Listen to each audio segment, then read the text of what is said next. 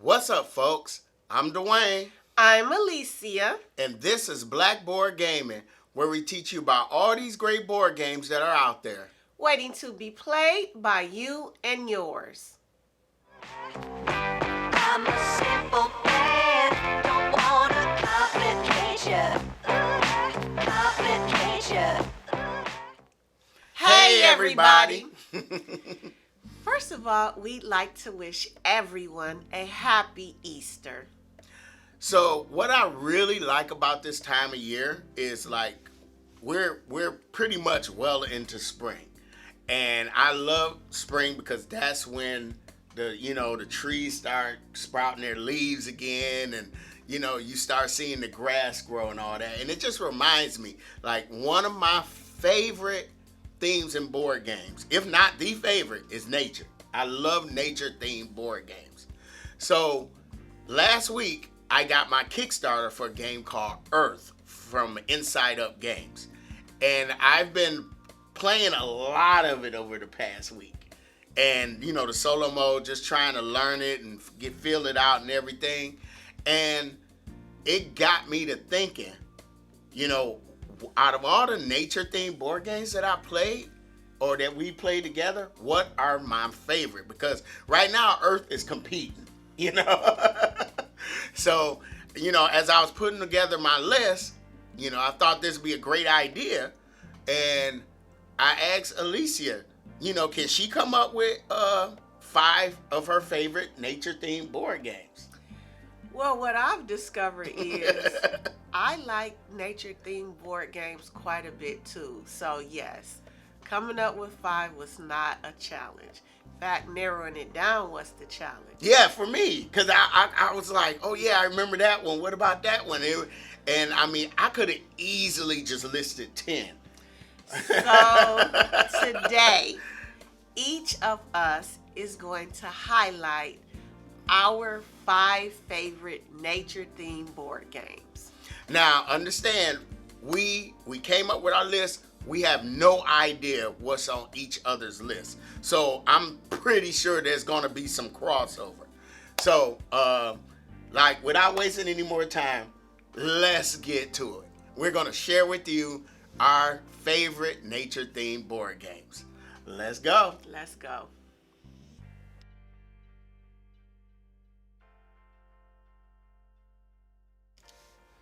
So the first thing I want you guys to know that chivalry is not dead. Alicia is insisting that I go first. So the first thing we're gonna do an honorable mention, okay? And so my honorable mention is a game called Sunset Over Water. Now in Sunset Over Water, we are hikers and we're hiking around the landscape, and we're painting, scenes. I think we're painting. I don't know if we're actually doing photography or painting. It's painting. It's painting? Mm-hmm. Okay. And we're painting scenes, like painting waterfalls or sunsets or forest landscapes and stuff like that. And we are taking those paintings and we're selling them in order to gain victory points. And it is such a relaxing game, a small box game, especially now that they released the pocket side version. And it's just a small game to get on the table. And I love the photo, the art. The art's by Beth Sobel, and it's just beautiful. That's what I was about to say. What I love about Sunset Over Water is the art is gorgeous. Yes, it really is. Yes. So is that your honorable mention? No, it's not. All right, so my honorable mention is actually Planet. Oh, yeah. What I love about Planet is you're actually building, so your board is a 3-dimensional board, and you're just putting magnets on the board strategically, and you're creating your own planet. And what I love about this is you have to figure out which habitats you want to create to gain victory points, but you're also trying to create habitats that attract certain animals. So I love that. Yeah, Planet is a good choice. Yes. And I thought about that, Yes, but yes. like I said, this list was hard Yes. to put together, you Yes, know. yes. All right, so that's our honorable mentions. Let's get right into the list. All right.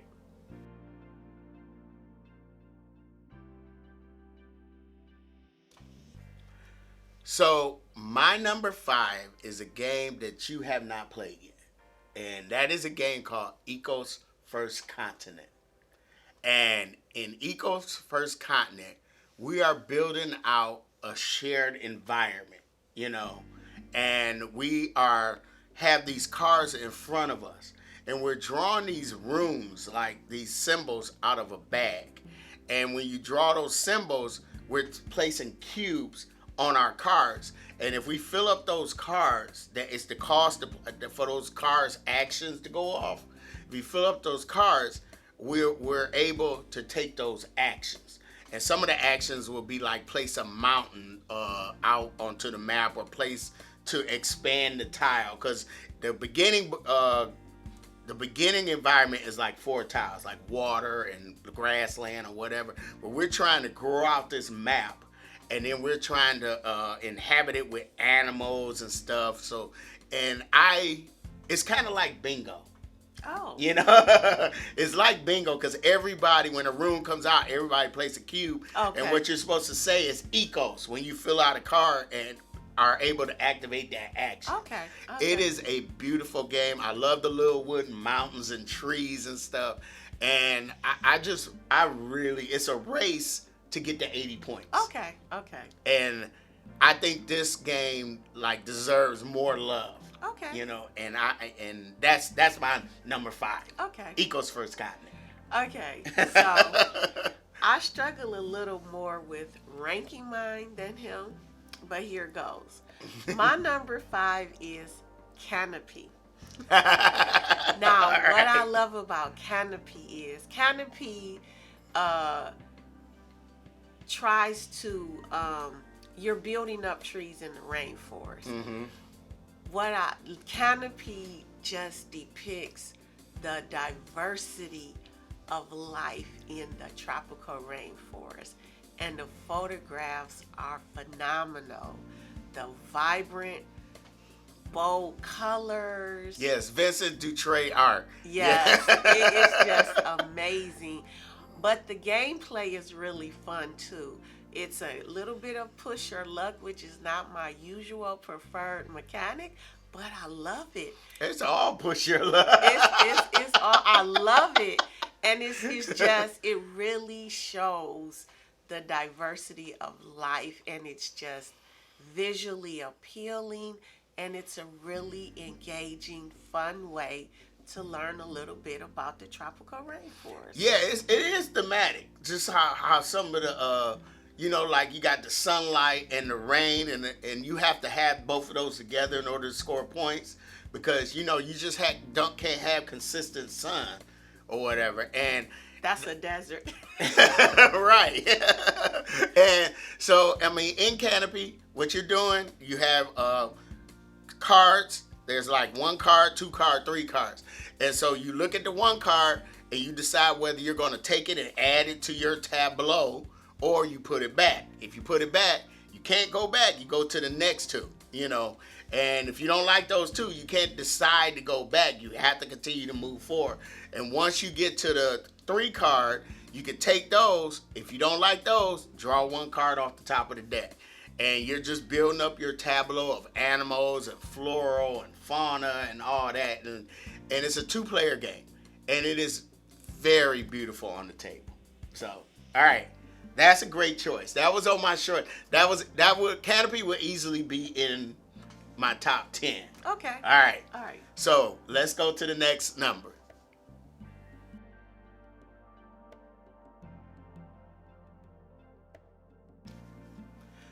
So my number 4 might surprise you. Okay. All right. My number 4 is Cascadia. Why would that surprise me? Because it's only number 4? Yeah, it's number 4. Okay.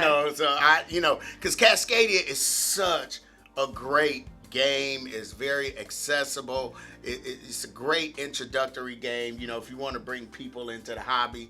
And in Cascadia, you are drafting animal tokens and in the landscape, and you're putting it into your. Dude, in Ecos, I said you had a shared map.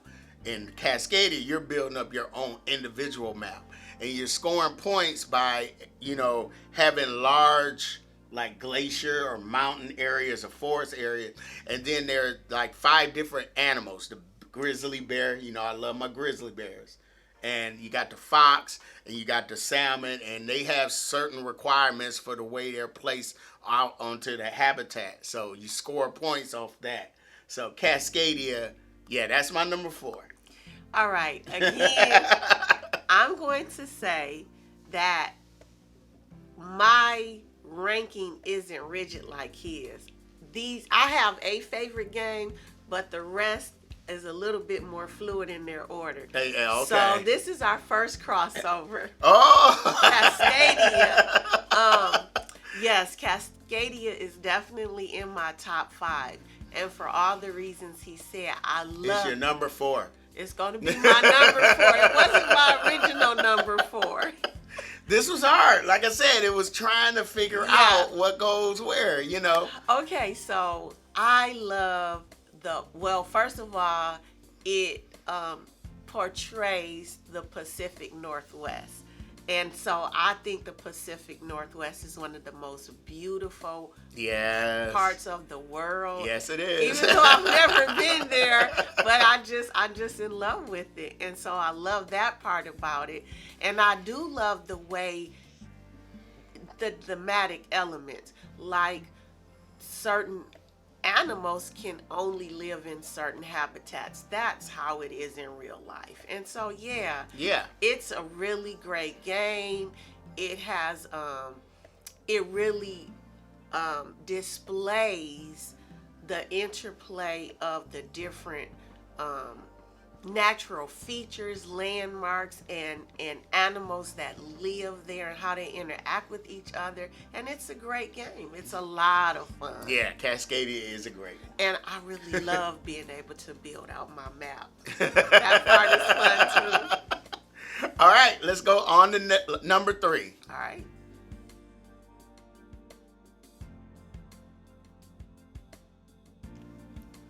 So my number 3 is the game that I talked about at the beginning of this video, and that is Earth. Okay. Earth is such a wonderful puzzle.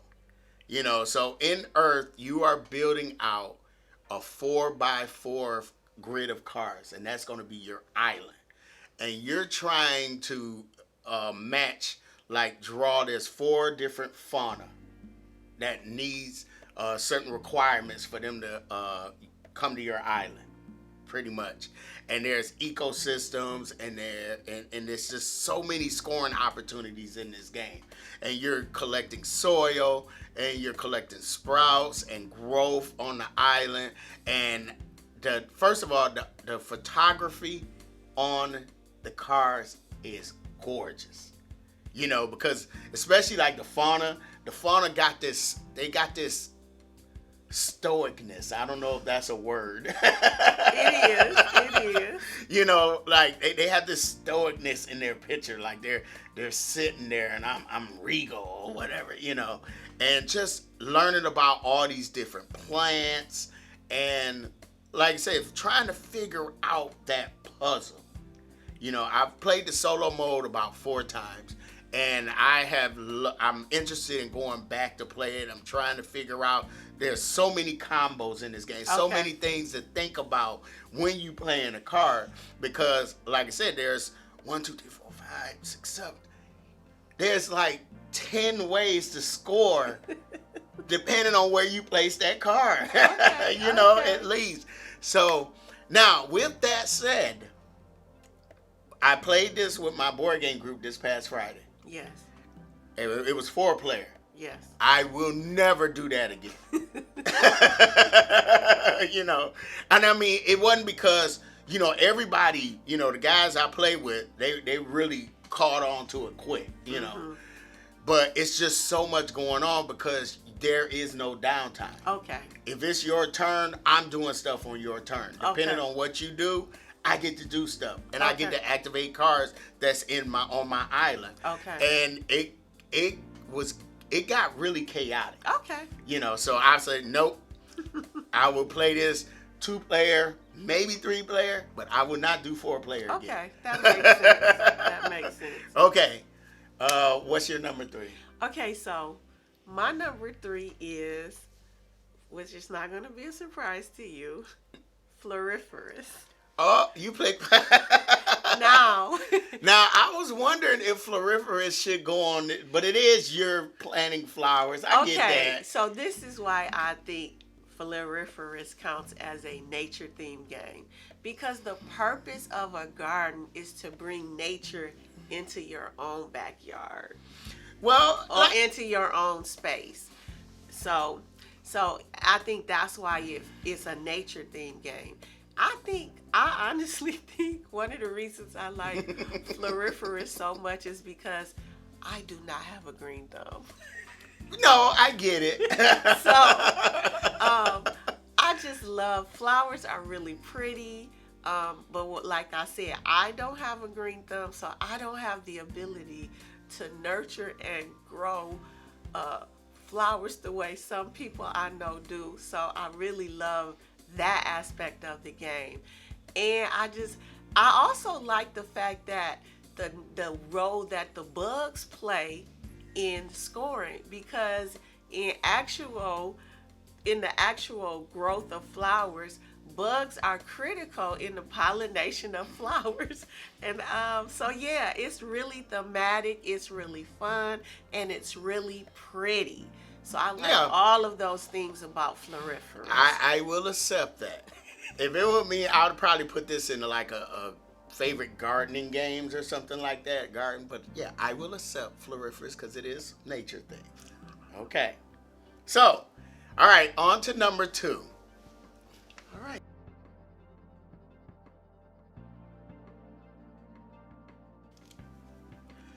So my number 2 is the OG nature game. What's the OG nature game? This is the one that pretty much started this whole plethora of nature-themed games. Okay. And that is Wingspan.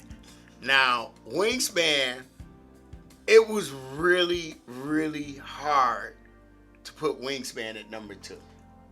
Versus number 1? No, actually versus number 3. Oh, okay. My number 1 was written in stone. Oh, okay. All right. Oh, okay. And because what made it hard is because, like, I really like Earth, and so people compare those two games, Earth and Wingspan. What I like about Wingspan is it's a little bit more approachable. Okay. Because both games are engine buildings. Okay. But where Wingspan's engine building is straight across, like forest, prairie, or water, you know, your engine pops off in that direction. Whereas in Earth, your engine pops up all over the island. Okay. And that's what makes Earth so, like, it's a puzzle that I really am fascinated by. Okay. But Wingspan is the game that, you know, the game that we play, like, just, it is just so beautiful. I love the engine building in this game. I love learning about the new birds. I love the art, the fact that all the birds are just different. You know, it's 170 birds.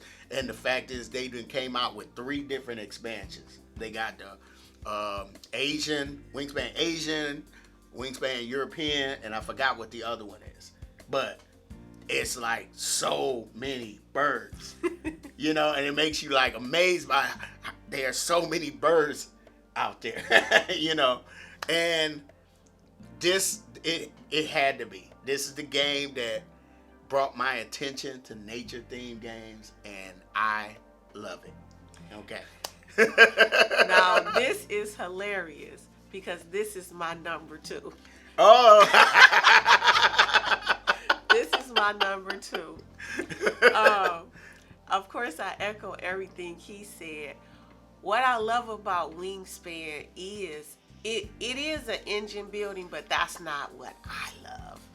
I love that it gives you so much information about a wide variety of birds. I mean, I love that, like, it's just so thematic. And yeah. I love theme. Well, it's thematic in a number of ways. So when you are deciding where you're going to place your bird cards, you have some birds are specific to only water, but some are specific to only the prairie, but some you can place in all habitats, and that's how birds really are. You know, some birds you get to place a lot of eggs on their cards. Some you can only place a few. So it's thematic in those kinds of ways. Some birds place their eggs in other birds' nests. Yes.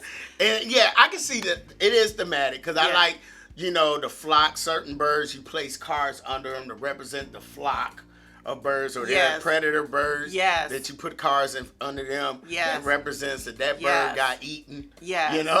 So One of the things that I really love about Wingspan is that it really is thematic, and just any game that immerses me in that theme, especially if the theme appeals to me, is going to be a game that I enjoy. And yes, Wingspan is one of those games that I could go back to again and again and again and Yeah. enjoy it every time. yeah, Wingspan is beautiful. All right, I got a feeling I know what your number one is. All right, Donnie, I already know. And yeah, okay, let's just go ahead and get right to it. All right.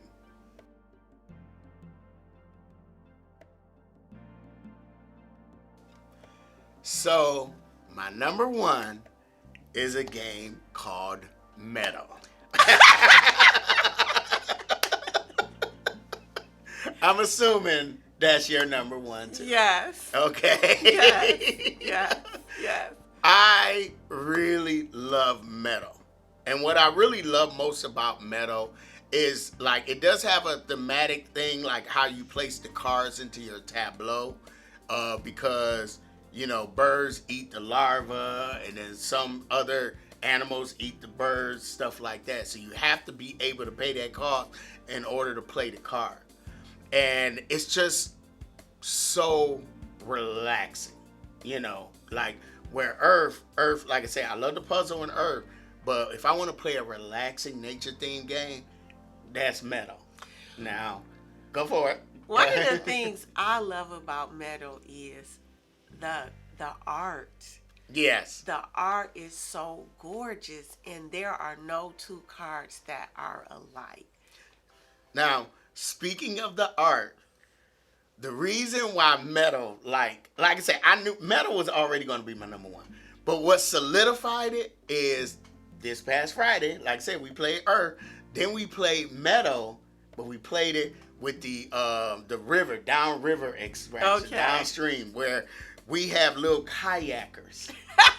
And we're going down the stream, and there's certain cards that you can draft that have like an oar, and it has an arrow on it, and depending on how many arrows, that's how far you can go downstream. Oh, wow. And they have a leisure side, and then there's the rapids side, and it comes with more cards. Okay. And they put the fish symbol in there. I mean, the extra cards, I was sitting there like, I think I lost. I came in last place because I was too busy just looking at the new cards. I was like, oh, they had a sunset here, and oh man, I would love to be there or whatever. And so you definitely got to play Meadow with the new expansion. Okay. Meadow, yes. I figured we were going to, meet on our number one. So that's our 10 favorite nature themed board games. And like I said, this was hard because there were so many that I was thinking about, that I wanted to put on the list, but it was hard to narrow it down. But that's why I allowed us at least one honorable mention. So, what are some of your favorite nature-themed games? Yeah, let us know in the comments, because I would appreciate knowing what games that you guys choose and stuff. And if you like the contents of this video, feel free to hit the like button. Subscribe. Follow us on Instagram, Facebook, and Twitter. And I'm Dwayne. I'm Alicia. This has been Blackboard Gaming. We will see you next time.